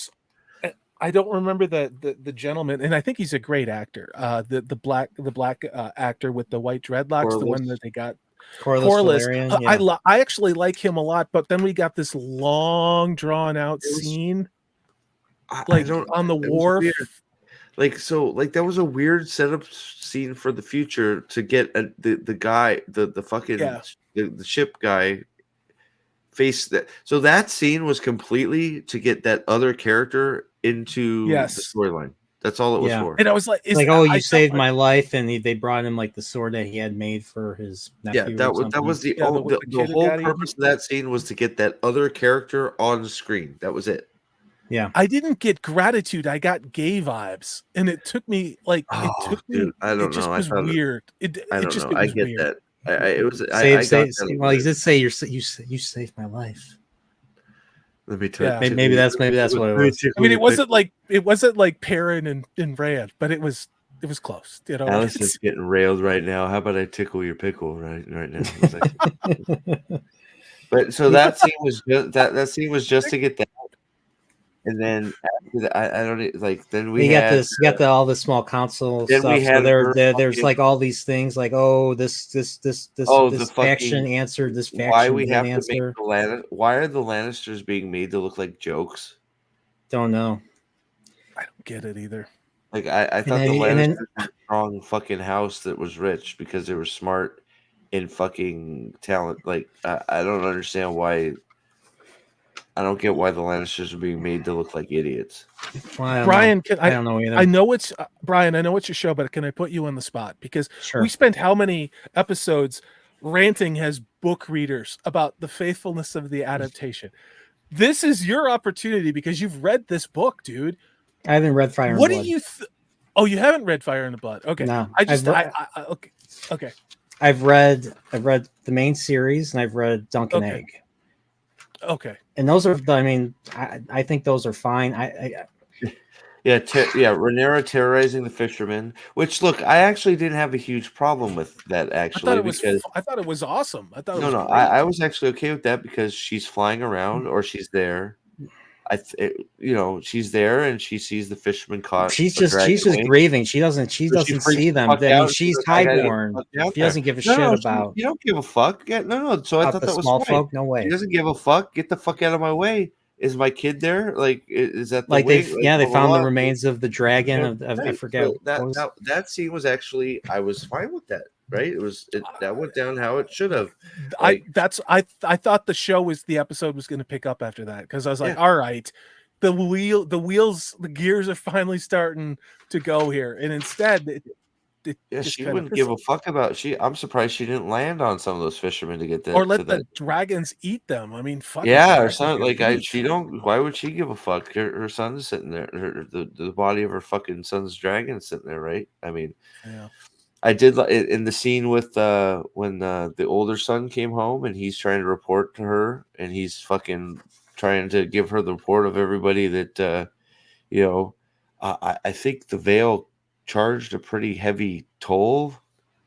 Like that seemed like a really like the Vale has pledged fealty for a dragon. Yeah, it's like excuse me, that's a pretty heavy toll considering. Shouldn't Daemon be Lord of the Vale considering his wife fucking died and he was the husband to her, right? Am I wrong there? Like shouldn't Daemon have some claim to the Vale? Yeah, I mean his wife right. So he gets in episode 5 he gets accused of murder and he says to the guy, Lord Royce, he's like, hey, she died, so her holdings and everything belong to me now. Let's talk about it. And that was it. They never talked about it again. Well, why does the Vale need to be bribed or brought under the fold? It's Daemon's territory, right? I guess he's not. Well, I guess he's not the main lord or something. Why not? Yes, he's not. He's not. He's the Arryns are the lords of the Vale. I think everything goes through them. It's easier to win allies with honey and gold than it is to fight them as so she wasn't in charge yet. Okay, fine. No, she was okay. No problem. She's part of a lower. She's part of a lower house. Yeah. So Royces are a lower house. So he was gotcha. So he probably has estates and shit in the Vale, but yeah, she wasn't the leader of the Vale. Okay, got you. No problem. But still. Having a fucking dragon roaming around seems like a pretty heavy cost to that's what they got. They didn't give him a dragon. They needed like a guard, so they probably sent one of the riders. But it's still it's a dragon off the field. Like that's a tool of war you can't use because it's flying around the Vale. It's an offensive weapon, not necessarily a good defensive countermeasure. Forsaken says, I think the episode did a good job of showing the difference between the highborn and the lowborn in a fairly clever scenes. I think so. Well, you had the scene with the petitioners. The petitioners were all lowborn. They were shepherds. They were sheep herders, basically. And then just to show that the king is inexperienced, and at the same time, but hold on a second. The king was what does Otto expect him to do even on some of these things? I was probably expecting him to say no. I was probably saying no. We can't do it. F off. Probably that's probably what he was hoping. I think Otto's just expecting him to go, "Fuck you, get out of here." Why are you wasting my time? Get the fuck out of so here. the first time they were dealing with sheep, and then Otto's like, well, he tells him, he's like, it's because I get it. dragons eat these things, I get that. And then, okay, I rescind my request. thing. It was the second request which bothered me because all they asked was for money to make weapons. It's like, well, that seems reasonable. They're making they're gearing up for war. They need money to produce weapons. So that seemed like a good, like, so I agree. Otto being irked and turning around going, no, you need to stick it to the fuck. It's like, no, those are the guys making your fucking tools of war. You want them to be, he doesn't say anything. It was hard to read what he was. I mean, was he annoyed? He was 100% annoyed. He went to walk up the stairs to talk down to him again. Yeah, and then he fucking dismissed the guy before. I know that was an awkward scene, and I didn't know it was to make what is it, Aegon look like a moron or whatever. I think it was a little half and half. I think it was to show that Aegon wants to be loved, and he's an idiot. Okay, maybe Forsaken says it. Look at Forsaken. He says, is it just me or did Westeros get a lot blacker than it was in Game of Thrones? Well, I made the joke, but I think it's the same thing with the Harfoot Holocaust that occurred before The Hobbit and the Lord of the Rings movies. It's probably that. Yeah, first you had you had Corlys. I mean, the Valerians are supposed to be Valerian. The Valerians are supposed to be high Valerians. Like they're supposed to be cousins. They're supposed to be closely related to the Targaryens. They don't have dragons. They're not as high up there. So I don't know. Like they're in this world, there are black people. They're from the Summer Isles, and they're scattered. The eastern continents are all full of scattered people because there were slaves, and the slaves, some of the free cities had slaves too, and some of them didn't. So they fought amongst each other, but that's the reason why the free cities and the slavers are mixed, is because of that. Whereas Westeros is pretty much, is separated from all that, and they're pretty much the UK. They're pretty much, England during the War of the Roses, basically. Yeah, with different factions. Or Middle Earth. This is exactly my point, Gadfly. Right? They're making ballistas for defending against dragons, and you don't want to. Now, I don't know why it takes a week to cast and make a black arrow or whatever the hell you're calling them, but that's pretty much what it is. Scorpion. They call them Scorpion. But I would think you're diverting money to these people, the poor in Shabby Town, they don't get to eat this week because we need money for the blacksmiths. Like that's what I like. I think that would be more what would happen. That you have like somebody go, hey, I have no food over here, and they go, well, I'm sorry, there's nothing we can do. The treasury is run dry, and then the blacksmiths come up and be like, we're running out of steel and money to make the scorpions. And then Otto or fucking him go, okay, make a note. We need to get more money and more steel to the blacksmiths. And you got the other person standing over there going, what the fuck? I just said I needed money for food. And it's just like, you see, the priorities are, towards making the tools of war than feeding the people or some shit. Like, yeah. But if you're already knowing you're going to war, these are not conversations that you would be having. And these are not conversations that, in my opinion, the king would be having. Okay. There's a reason why you have a small council. And that is because, okay, would no one ever possibly attack King's Landing? You don't have an arsenal already. You don't have an armory that's already stacked to replace, for at least a quarter, 50% of your forces. You don't have like quick put together kits that are ready to go to replace, damaged defensive countermeasures. I mean, if not, I would cut the head off of whoever's in charge of your security, because it's, I'm not trying to be nitpicking about this. The only reason I'm talking about it is they took time in the episode to point this out, and I don't get it, because I like, you don't make armor like in an afternoon. You know what I mean? Like, what about all the shit that they need, and swords and arrows and bows and saddles and horse armor and all this other shit that you need? You telling me that you got like 2 spare, like a couple of AA batteries like in your junk drawer, and that's all you got? I mean, like, come on. Yeah, I don't know. So I don't know. It's one of those. The more we're talking about, the more like issues are popping into my brain. I want to love this show. I do. We all do. We all do. And I still feel like and that's the thing. We're talking about all these things that are dumb and don't make sense, and I'm still sort of in the back of my head going, but I still felt like when I was done watching it, a 7 out of 10. Yeah, it's one of those. I still feel like when I was done watching, I was like, all right, let's see what happens here. Like, I still sort of felt like that could just be me fooling myself. I think the next episode will be the one. It's gonna be game on. It's gonna be. I think the next episode will tell the tale, and I think that we're going to be fucked because I'm pretty sure it's going to be Rip Down Damon episode.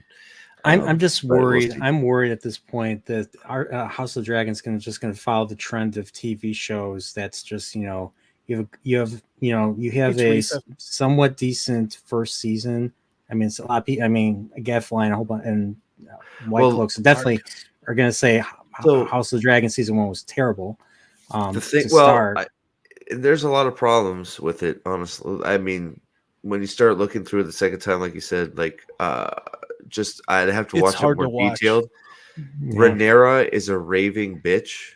Yes, she causes most of the problems within the kingdom because she just won't get married because she don't want to be married off to no fucking guy, and it's like, and Viserys is just too big a pussy to do it. And I guess Can I ask real quick? Some of it's hard to get to. Go ahead. Sorry, it's Steve. You can go on. No. For those of you who've seen it, especially Teresa, Forsaken, Articus, give us your rating out of 10. And Steve, sorry, go ahead. Sorry, man, you're good. Highly involved, Articus too. He's the co-creator of the show. He has a creator credit right at the front. So I think Condell is a yes man to. I said this earlier. Condell, I think, is a yes man to George R. R. Martin. Now, I know George R. R. Martin's still writing his book, and he's probably not there on a day-to-day basis. But I think he kind of calls the shots. Whoa, and I think Teresa's probably holy shit. I think you're probably right. The more we're talking about it, I gave it a 6 out of 10 when I watched it, and then Purple Valkyrie, I kind of talked me up to a 7, and I own because, that. Look, we are so, and I want to bring something up before I lose track of it. So a few things, you are captivated by the visuals, especially with how bad every other fantasy show seems to be right now. You see the armor, you see the ambiance, everything we talked about, the music, the everything, it's all of that. It's just you're like, wow, the locations look great. I am it. Fuck, and then they hit you with the wall and a fucking Stark talking in northern accents with the fucking Stark logo, bam, right on there, right? Yeah. And they're looking over the wall, and you're like, fuck, we're at the wall, right? And it's just like, it was a remember berry, and I didn't even fucking care. It's like, dude, I'm glad to be back at the wall and not fucking for weird ass reasons, right? And then you start going into the show, and the show just starts It's like, okay, that was fucking weird. It's the pace. Okay, but then, and that's the thing. You're right. Sure, get the hot chicks having fucking sex with everybody. Great, but they didn't. They're not committed to that shit. You get her fucking going, and you're not getting any of the fucking. The stuff that they did, in the whorehouses and shit in fucking Game of Thrones. The fucking women just going buck wild because I'm sure she has a naked clause in her contract, so you can see her fucking awesome back because she looked great grinding on fucking coal at the end of the. Thank you.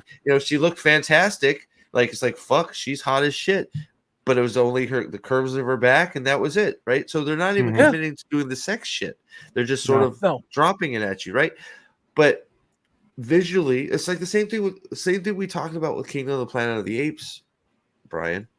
Visually stunning. Yeah. Story shit in a fucking plate. Not so great. No. Horrible. Yep.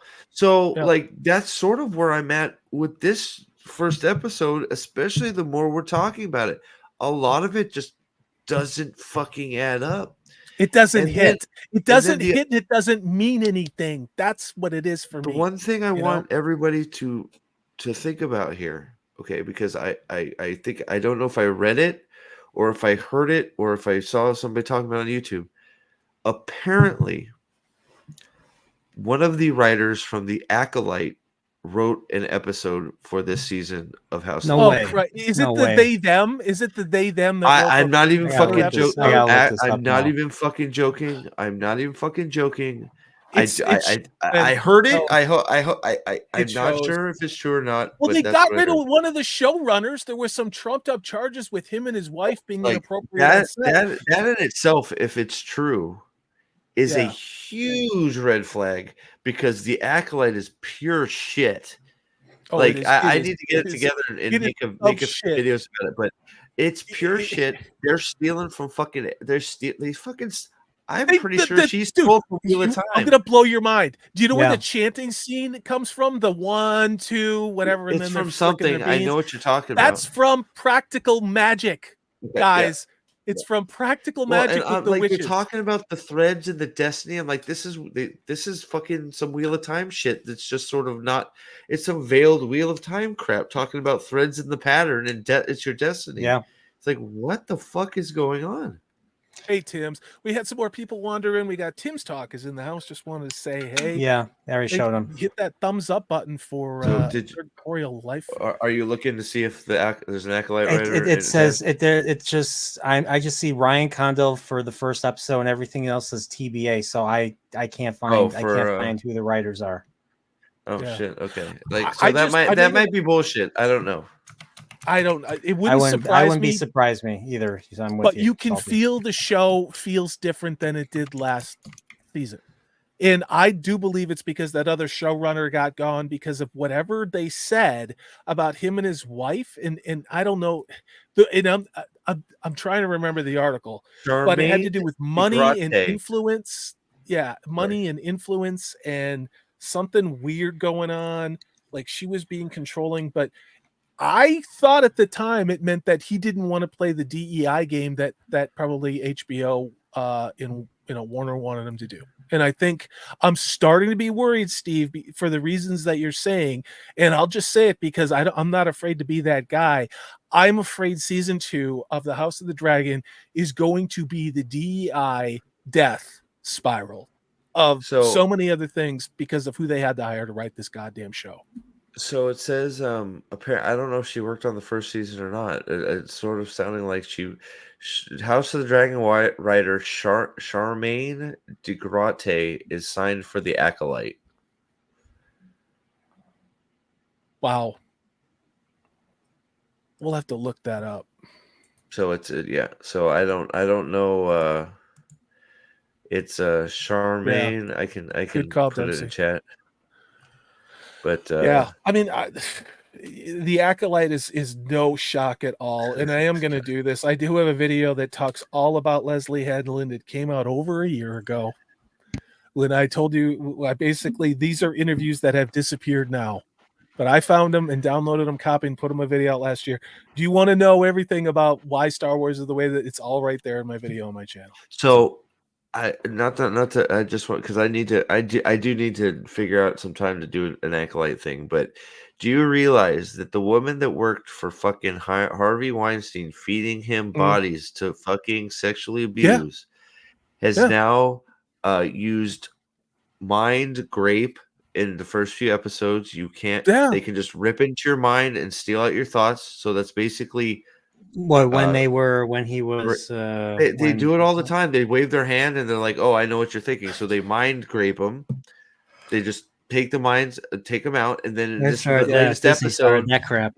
Yeah, this latest episode, she says, "Oh yeah, you can do it if we give you permission, but only like it's." I forgot exactly the line, but it's we should do a live show just talking about it when it's over, fucking, Steve. You know, it's fucking nuts. It's so bad, and it's almost. And the thing I've said about the Acolyte is it's almost not worth talking about the the diversity stuff out in front of it. It was like separately. It's interesting to talk about, but the show is so fucking bad. You almost don't want to talk about it to take away from how bad the show is. It's something. It's there too, right? It's something also to talk about, but it's just like, okay, we'll talk about this separately because I want you to hear me, and I'm not a bigot and I'm not a sexist. This show fucking sucks.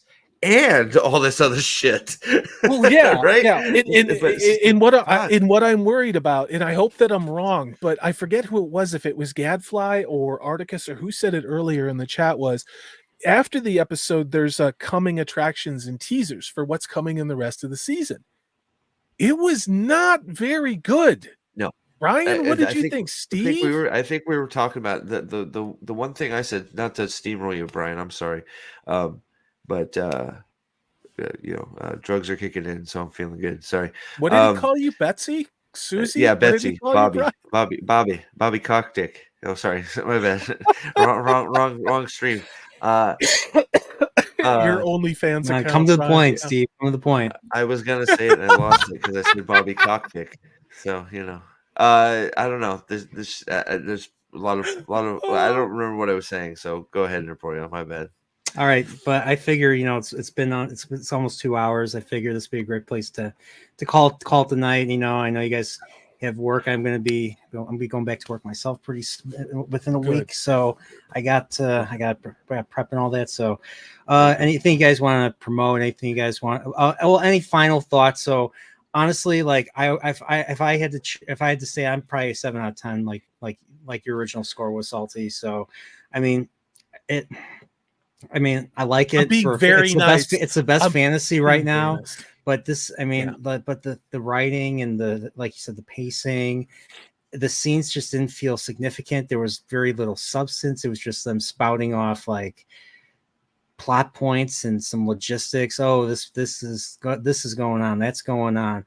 What's going on with what's going on with the characters? I want to feel some stakes. Like I'm not.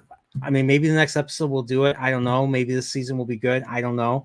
But I'm not excited so far. And this is the first episode. No. I think I was more excited for when season one's first episode came out. I agree.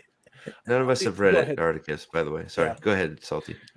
No, I was just going to say, you guys remember, what was it, 2022? It was the year in fantasy. And we were getting all these things coming out. We had just come off Wheel of Time in late 2021.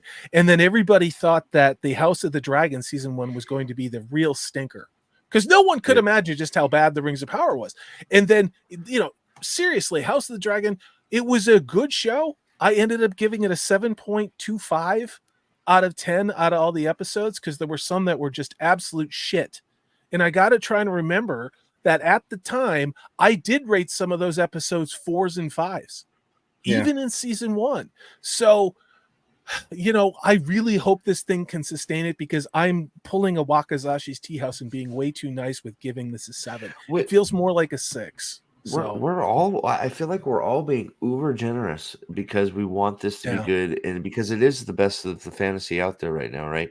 And what I was going to say before was we had talked about the coming soon and how it looks like they're going to do more time jump shit, which I think might be a death knell for this. Like, if they keep doing the jump shit, it's like, stop it. Just stop it. That was one of the biggest problems everybody had with the first season, was the time jumping shit. It was just, there was too much of it. We only have 8 episodes again, right? We don't get 10 episodes like I don't. Is it 10? It was 10 episodes season 1, so I'm not sure what's going on. Yeah, I hit episode 8 and I thought it was over, and it's like, oh, episode 9. Well, there you go. But I think I am probably closer to Miss Martin Muses, Teresa, and Gadfly. I would say probably closer to a 6 because I'm being generous. But there's just the story issues. Like, once you get by all the great looking stuff that fools your brain into going, this is a great show. You got Damon making very questionable decisions. You have your for shock effect murder. It's just for shock effect. That's all it's for. It was hard to watch that. Seriously. The whole reason they completely went off. I thought they were going to show it. Yeah, like I thought they were. I was worried they were too. Like the shock effect should have been, if you're gonna do that shit, it should have been them going, the king's right there. We're going after the king instead, and going, what the fuck? Instead, we kill babies and let other babies go because why? So we have questionable decisions being made by characters that wouldn't make those decisions. So I probably six, probably Thanks, 6. Tim. Thanks, Tim. And I don't know. I'm not feeling good. I may revise down to my original 6 on this, but here's the thing. What I'm doing is I'm giving them the benefit of the doubt out of good faith, and I don't do it. Like, I never do that. But because of this show, because of the faith I have in it from season 1, I'm going to give it a 7. Believing that this episode was to lull us into they're playing some game with us where shit's just going to blow up in episode 2 for some reason. Like, if that doesn't happen, and we get to something near Wheel of Time, near Rings of Power, near Acolyte level of writing, because they decided to hire people with pronouns instead of talent, I am going to rip this show apart. I am going to go Wheel of Time on it because that's a conscious decision to destroy it. Can I actually before we wrap up here, can I just present something to you guys and ask you if you think this might be where it all started going bad? I feel like real quick, the moment when Damon said, "Hey, we're doing this," and not Rhaenyra, but the other one, the queen, the old queen, Rhaenys says, only if you were king," and it's like, what the fuck are you talking about? It was like a girl power fucking, I'm ignoring you. It was, and I was concerned from about there. That. It set the tone, and it went the other tone. direction. That's what it is. The whole tone of this is like we talked about earlier in the show. The tone where we left off at the end of season 1 at the finale is not where we are picking up. And we're not talking about like 6 months going by. We're talking about maybe a couple of days, a week, because she finds her son in a fishing net. Yeah. Mm-hmm. So this is the problem I have. And I was not aware that the dipshits that were working on the Acolyte were writing on this too. HBO. What the fuck is wrong with you? Yeah. I don't know. What is wrong with you? You can make all the they-them shows you want. Make something good so that people will subscribe to your fucking streaming service. I'm sorry, but it's like, I can actually, I can believe it. I can totally believe it. It's 2024, you know? All right. But yeah. I mean, I'm still 7 out of 10. I mean, honestly, like, we like just to reiterate, we want this to be good. We're not here. We're not here for negative clicks or whatever bullshit you guys come up with people come up with. I mean, I mean, most people get more for being positive because you get fans who like everything, and then you get the companies backing you. That's what chivalry is. So but we're just being real. We're just being real in our assessments. And there's a lot of questions. When you watch a show, you got to ask a lot of questions. That's what Steve does. That's what Salty does. And sometimes I do it too, especially if something's obvious enough. So, I mean, and just breaking down the episode, like there wasn't much. I mean, it's set up. It's mostly set up, but there needs to be better setup because I'm not as excited. It's totally off. The pacing is off. It doesn't feel like where we left off. And again, it's really disorienting. Like, the line to me is just, if only you were king. It's like, he's king. What are you talking about? But I'm seriously, we should watch the last episode of season 1 and then immediately go into the first episode of season 2. I mean, honestly, it is these characters are not the same people, and it wasn't like a year went by. We're talking a matter of maybe, okay, let's say 2 weeks. Let's say 2 weeks max. And these characters are not the same. They are not acting the same. The queen is now completely different. Everybody's different. And again, there were two showrunners originally. They got rid of one for some reason. The cover story was because of animosity with him and his wife. I am really starting to believe, like I postulated last year, that it's because he didn't want to go along with hiring dipshits like we just talked about, Forsaken, Trip, everybody talked about here, the same morons that wrote The Acolyte. I really believe it. All right. All right. So, guys, thanks for Prophet, Salty. Thanks for doing this. Thanks for being here. Anytime, bro. Anything else you want to promote before we go? Sleep.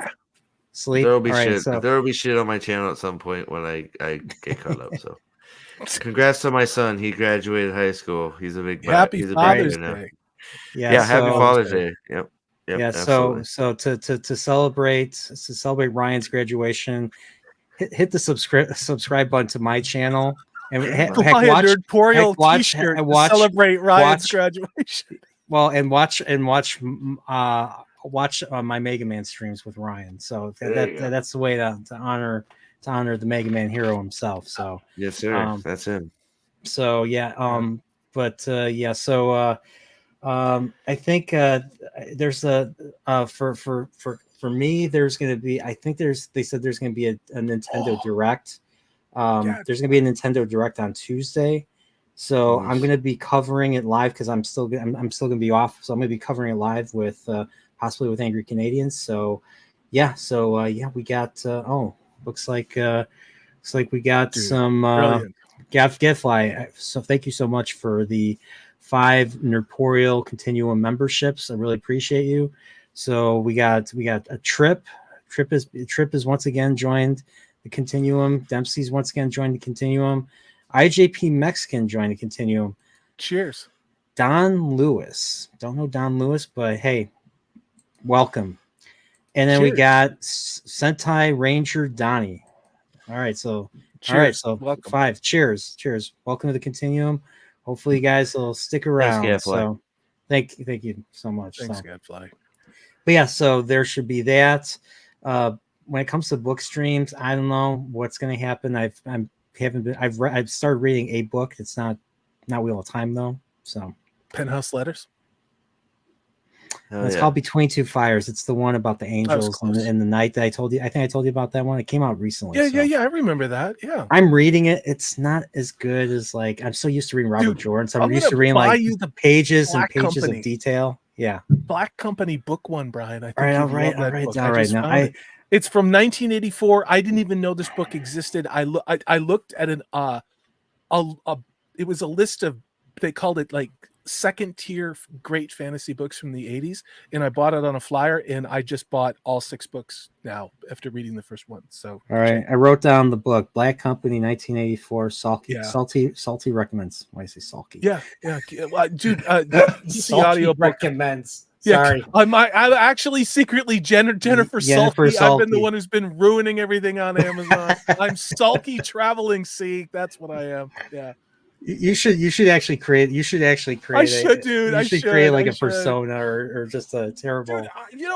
Dude, I watched a Western today. I want you to pick a Western that you want to watch with me, and we're gonna do a Western review, Brian. And I know you want to get the fuck out of here because I do too. But I want to talk about Westerns with you. Hey, I want to. Let's stop talking about this dog shit. Yeah, I went to El Paso. I came back, and I was, I watched, and I still love it, no matter how many times I've seen it. Fistful of Dollars. Great movie. Oh God, yeah, got me. Love that movie. Exactly. Yeah. So yeah, I mean, there's plenty, and then of course there's the one that I like that Nas likes too, The Great Silence, which is a very dark. Oh yeah. Spaghetti western. So that's another one that I wouldn't mind talking. But yeah, I'll talk to you. I still got. I gotta watch some. I'll talk to you about. That's gonna be our Chilporials. Gonna be talking about westerns pretty much. So and reach out to Purple Valkyrie because she will come on your Chilporials if you talk about a western. So yeah, okay. I'll probably invite you both then. All right. So yeah, you heard it here first, everybody. So and Prophet's gone. So good. So I'm here. Right. I'm just falling asleep on you, man. Yeah. All right. Yeah. All right. Late. Okay, guys, subscribe to Prophet.